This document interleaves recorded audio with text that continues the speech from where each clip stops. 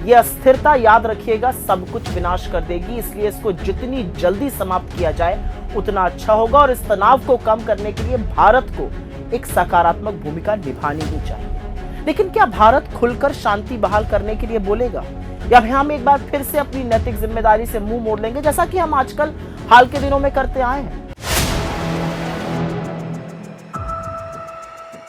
Iran और Israel के बीच हो रहे युद्ध को लेकर कांग्रेस प्रवक्ता सुप्रिया सुले ने पीएम मोदी पर क्यों बोला हमला, इस वीडियो में हम इसी पर करेंगे बात। नमस्कार, 4PM पर आप सभी का स्वागत है। इस वक्त दुनिया के कई देशों के बीच युद्ध छिड़ा हुआ है। इससे पहले आपने देखा कि भारत पाकिस्तान के बीच कुछ दिनों तक युद्ध जैसी स्थिति बनी रही। भारत ने पहलगाम आतंकी हमले का बदला लिया और पाकिस्तान में घुसकर उसको मुंहतोड़ जवाब दिया गया। हालांकि ट्रंप ने दोनों देशों के बीच सीज फायर करा दिया, उस पर भी बवाल हुआ। वहीं अब ईरान और इजराइल के बीच में कुछ दिनों से लगातार युद्ध जारी है और दोनों एक दूसरे पर हमले बोल रहे हैं। लेकिन ईरान इजराइल युद्ध के बीच भारत में विपक्ष मोदी सरकार पर क्यों हमलावर है? कई लोगों के मन में सवाल आ रहा होगा कि आखिर इसमें मोदी क्या करें। लेकिन कांग्रेस प्रवक्ता सुप्रिया सुले ने दोनों देशों के बीच यानी कि ईरान और इजराइल युद्ध के बीच पीएम मोदी पर, बीजेपी सरकार पर हमला बोला है। क्या कुछ कहा है वो आपको हम बताएंगे। जी हाँ, आपको बता दें कि इजराइल और ईरान के बीच लगातार जंग जारी है। हर रोज आप देख रहे हैं कि कभी ईरान इजराइल पर अटैक कर रहा है, कभी इजराइल ईरान पर अटैक कर रहा है।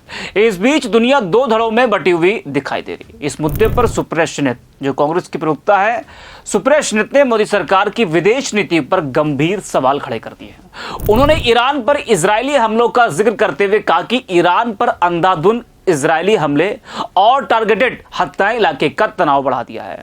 साथ ही उन्होंने कहा कि इन हमलों से ईरान में मौजूद भारतीयों पर संकट गहरा गया है।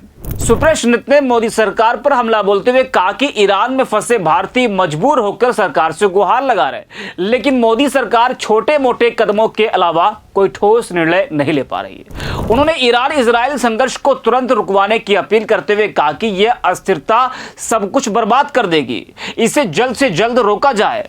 उन्होंने कहा कि इस तनाव को कम करने के लिए भारत को एक सकारात्मक भूमिका जरूर निभानी चाहिए। उन्होंने गाजा के मुद्दे पर भी मोदी सरकार को घेरते हुए कहा कि 12 जून 2025 को संयुक्त राष्ट्र में गाजा युद्ध विराम पर हमने वोटिंग से अलग रहने का फैसला किया। उन्होंने सरकार के इस फैसले को गलत और कायराना बताया है। उन्होंने कहा कि खासकर तब जब गाजा में बच्चों की हत्या हो रही। जरा आप सुनिए कि सुप्रिया सुले ने और क्या कुछ कहा है। ईरान पर इजराइल द्वारा की जा रही जो अंधाधुंध बमबारी है या जो टारगेटेड हत्याएं हैं, उसने न सिर्फ पूरे क्षेत्र में तनाव और बढ़ा दिया है, बल्कि वहां पर फंसे भारतीयों पर भी संकट और गहरा हो गया है। एक और बात है कि वहां पर फंसे जो भारतीय हैं वो मजबूर होकर सरकार से मदद की गुहार कर रहे हैं, लेकिन मोदी सरकार ने अभी तक हिदायतें और छोटे मोटे कदम उठाने के अलावा कोई ठोस बड़ा निर्णय नहीं लिया है।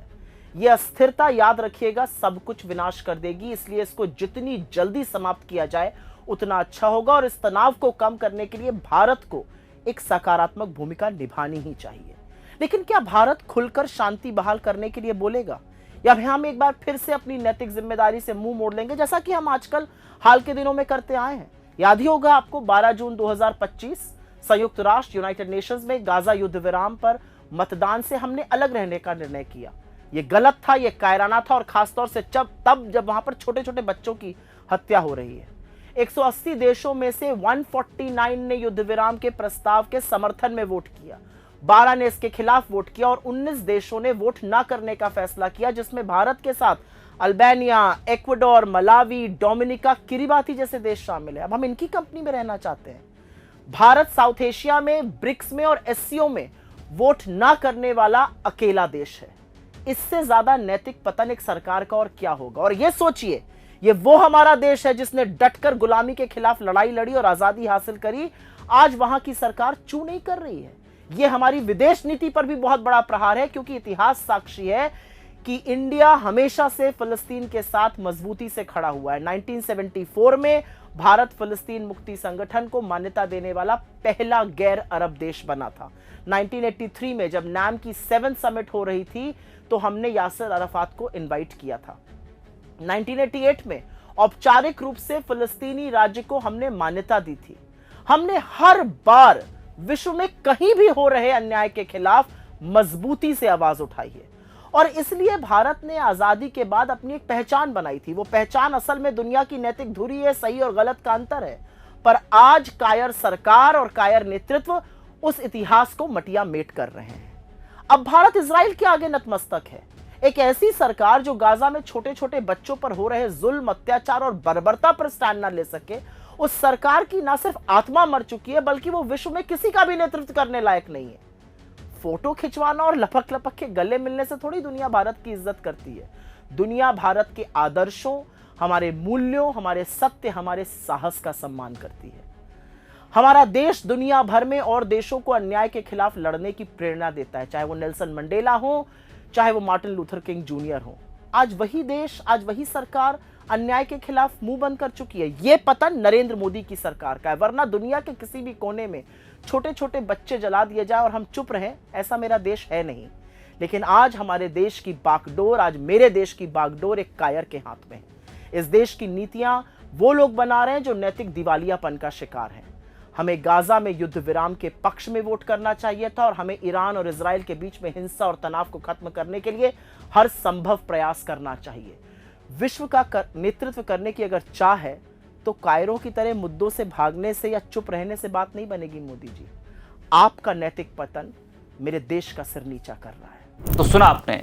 वहीं आपको बता दें कि ईरान में फंसे कश्मीरी छात्रों के परिजन लगातार चिंतित हैं और उनकी सुरक्षित वापसी की वो लोग मांग कर रहे हैं। ईरान से कश्मीरी छात्रा का एक वीडियो भी सामने आया है जो सोशल मीडिया पर तेजी से वायरल है, जिसमें वो गुहार लगा रही कि जल्द भारत सरकार वहां से भारतीयों को सुरक्षित निकालने में मदद करे। जरा आप भी सुनिए जो कश्मीरी छात्रा है जिसका वीडियो इस वक्त सोशल मीडिया पर वायरल हो रहा है, वो क्या कुछ कह रही है, किस तरीके से गुहार लगा रही है, वीडियो आपके सामने है। अस्सलाम वालेकुम। मैं पहले वीडियो में भी ये जिक्र कर चुकी हूँ कि हमें as soon as possible evacuate किया जाए, बिकॉज एट दिस पॉइंट हमारे जो भाई हैं तेहरान यूनिवर्सिटी के जो स्टूडेंट्स हैं, उनकी बॉयज डॉम के नजदीकी हमला हुआ है and they have also been affected by the attack और कुछ जो स्टूडेंट्स हैं वो जख्मी भी हो गए हैं। सो वो हालत हमारी भी ना हो जाए उससे पहले प्लीज हमें इवैक्यूएट कर दिया जाए, क्योंकि इस पॉइंट ऑफ टाइम पे ना हमें वाटर सप्लाई है डॉम की, ना net, internet is very weak, internet बिल्कुल भी नहीं चल रहा है, ना मैसेज जा रही है, ना आ रही है, ना प्रॉपर्ली कम्युनिकेट कर पा रहे हैं हम किसी से भी। और ऑन टॉप ऑफ दैट अभी शायद इलेक्ट्रिसिटी भी चली जाएगी और उसके बाद हमारा वाईफाई भी डाउन हो जाएगा, जिसपे हम अभी थोड़ा बहुत इंटरनेट चला रहे हैं और उसके बाद हम शायद बिल्कुल भी कम्युनिकेट ना कर पाए। तो please I request LG Manoj Sinha, NCM Omar Abdullah कि हमें जल्द से जल्द इवैक्यूएट कर दिया जाए। और आई होप कि जो सबसे पॉपुलर न्यूज चैनल है JNK की, गुलिस्तान न्यूज चैनल, वो हमें इस इश्यू को बहुत एम्पलीफाई करने में मदद करेगी। Thank you. तो सुना आपने, ऐसे तमाम भारतीय हैं जो ईरान और इजराइल दोनों जगह हैं और दोनों देशों के बीच में इस वक्त युद्ध जारी है। तो जो भारतीय हैं जो ईरान और इजराइल में रह रहे हैं वो इस वक्त डरे हुए हैं, दहशत में हैं। तो वो लोग यही अपील कर रहे हैं भारत सरकार से कि भारत सरकार, मोदी सरकार उनको भारत सुरक्षित लाने में मदद करे, क्योंकि जो हालात है वो हालात बहुत ही ज़्यादा चिंताजनक है। लगातार जो दोनों देश हैं वो एक दूसरे के ऊपर हमले कर रहे हैं और इस हमले में कई लोगों की जान भी गई है। तो इस वजह से जो भारतीय वहाँ पर फंसे हुए हैं वो काफ़ी ज़्यादा डरे हुए हैं। उनकी अपील है कि भारत सरकार जो है उनको वापस भारत सुरक्षित लेकर आए। तो इस वीडियो में इतना ही। आगे 4 PM।